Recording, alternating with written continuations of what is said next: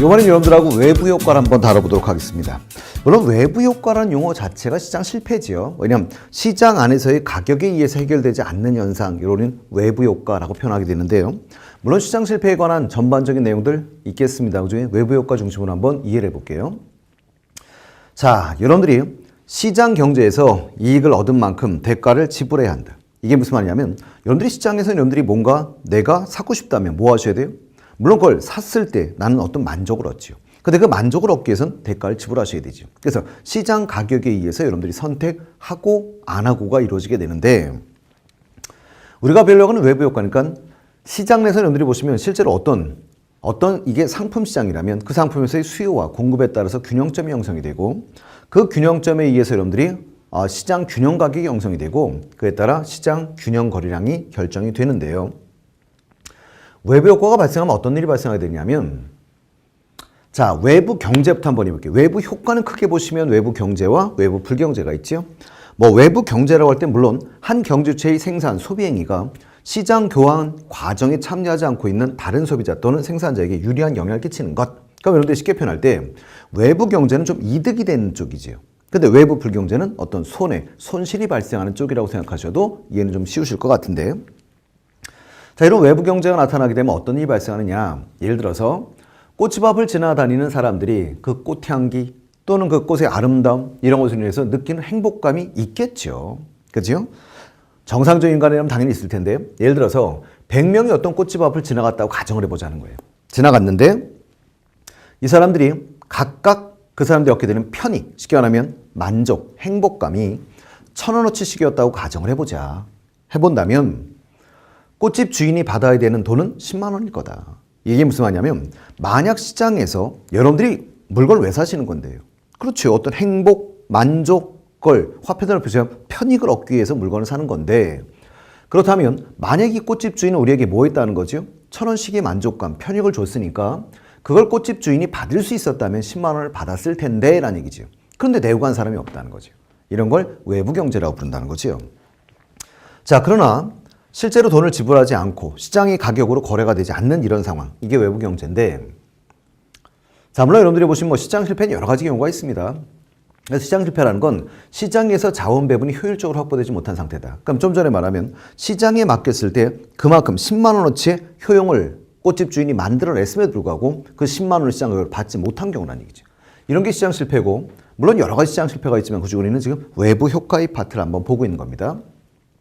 이랬을 때 어떤 일이 벌어지게 되느냐면, 만약 꽃집 주인이 그 이득을 준만치 시장 가격으로 대가를 받을 수 있었다면 여러분들이 그 꽃집 주인 입장에서는 오히려 생산비가 감소한 효과가 있다는 거죠. 그럼 생산비가 감소한 효과가 있다는 건 공급이 오른쪽으로 이동할 수 있었다는 거예요. 그럼 공급선을 오른쪽으로 이동을 해준다면 실제 여러분들이 보시면 뭐가 되냐면 요 E2가 원래의 균형점인 거죠. 원래의 균형점이다. 그 얘기는 시장의 원리가 제대로 작동만 했다면 E2가 원래의 균형점이 될 것이고, 이게 균형점이었다면 실제로 시장 가격은 P1이 아니라 P2였을 것이고, 그리고 실제로 거래량은 Q1이 아니라 Q2였을 텐데 라는 얘기죠. 근데 그 말 거꾸로 하면, 그런데 실제로 여기선 가격에 의해서 해결이 안 되기 때문에 현재 그냥 시장에 맡겨놨더니 S1과 D가 만나는 이점에서 시장 가격이 형성이 되고 시장 거래량이 결정이 됐다는 거예요. 근데 사회적인 관점에서 쳐다본다면 사실은 가장 최적의 균형점은 E2란 얘기죠. 그럼 E2였다면 거기서 형성된 P2는 가장 사회가 보는 최적 가격이 되는 것이고, Q2는 그 사이에서 보는 최적인 거래량이 된다는 얘기입니다. 이렇게 될 텐데, 자, 그럼 여러분들이 가격은 떨어지고 거래량은 증가해야 될 텐데, 그게 시장에서 해결이 안 됐기 때문에 지금 다시 시장에 맡기면, 그래서 지금 현재 어디서 생산이 되고 있는 거예요? Q 안에서. 그럼 그 사이가 보는 최적 생산량은 어딘데요? Q2에서. 그럼 시장이 그냥 맡겨놨더니 어디에 생산돼요? Q 안에서.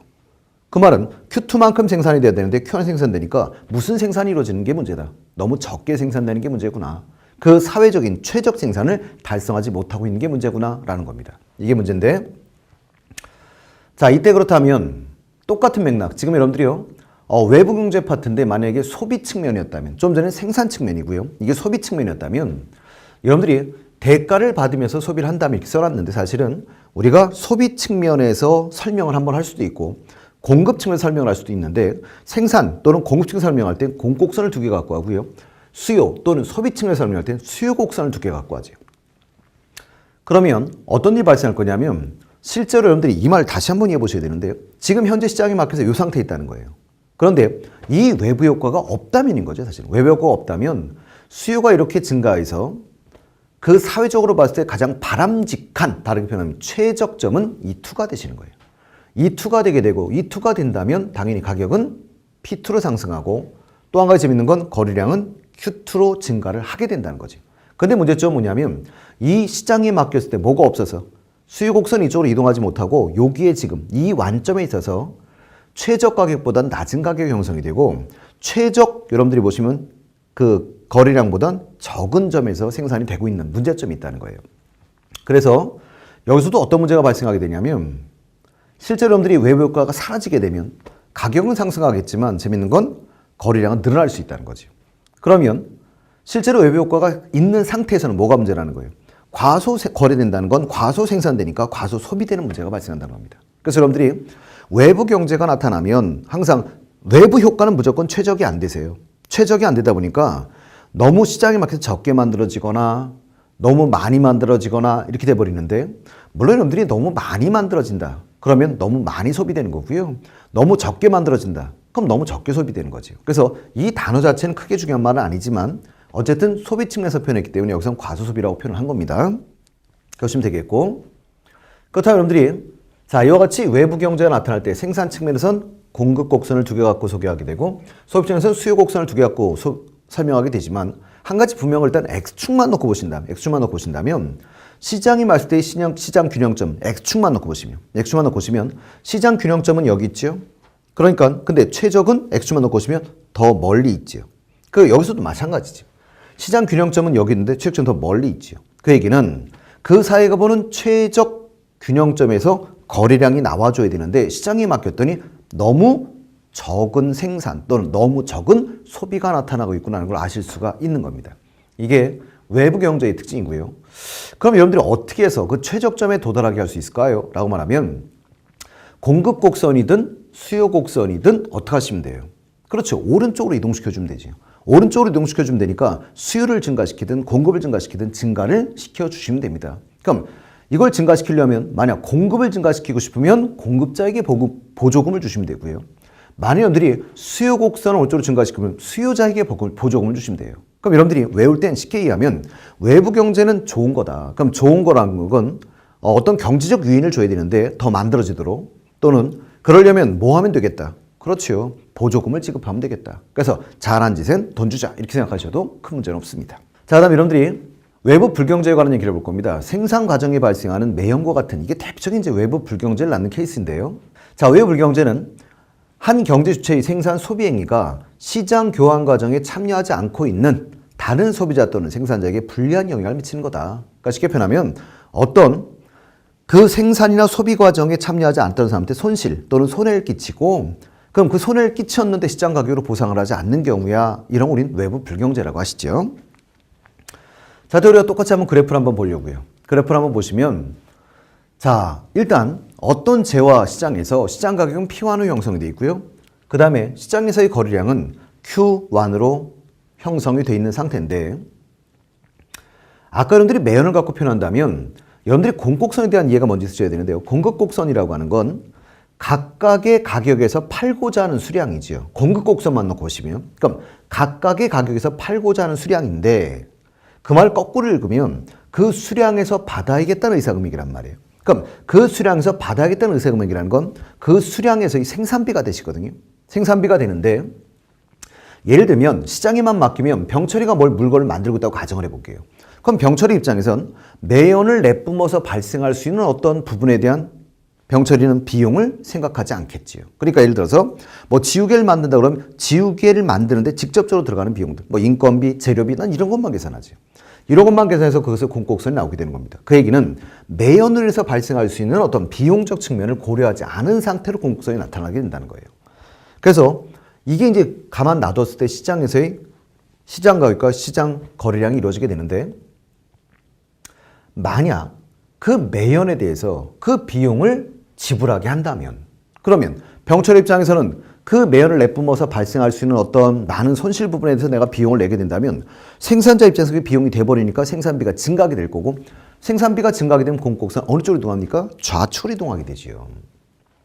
이렇게 좌측으로 이동하게 될 거고, 그에 따라 균형점은 뭐가 될 거냐면 E2가 되는 거죠. 그럼 여러분들이 봤을 때 이 E2는 뭐가 되는 겁니까? 그 사회가 보는 최적적인 균형점이 되시는 거예요.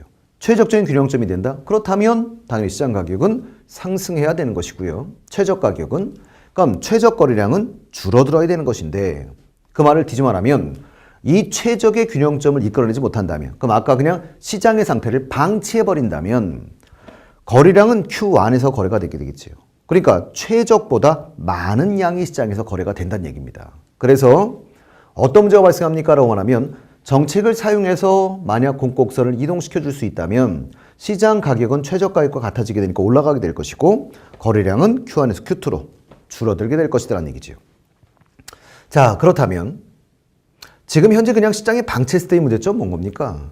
그때는 만약 무슨 말이냐면 S1을 S2로 이동시키지 못한다면, 그냥 시장에 맡겨버리면 최적보다 너무 많은 양이 생산되는 것이 하나의 문제가 될 것이라는 얘기인 거죠.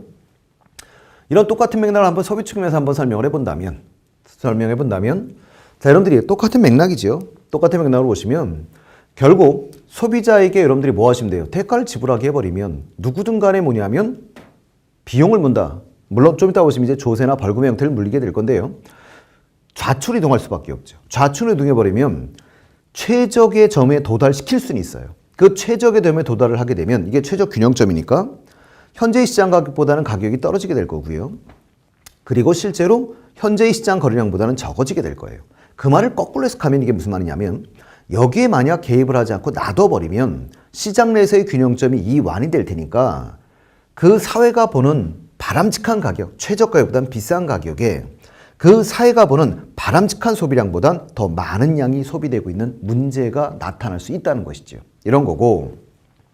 자, 그렇다면 너무 많은 양이 소비되고 있는 게 문제점일 거고, 그럼 정부가 실제로 뭐 하시면 됩니까?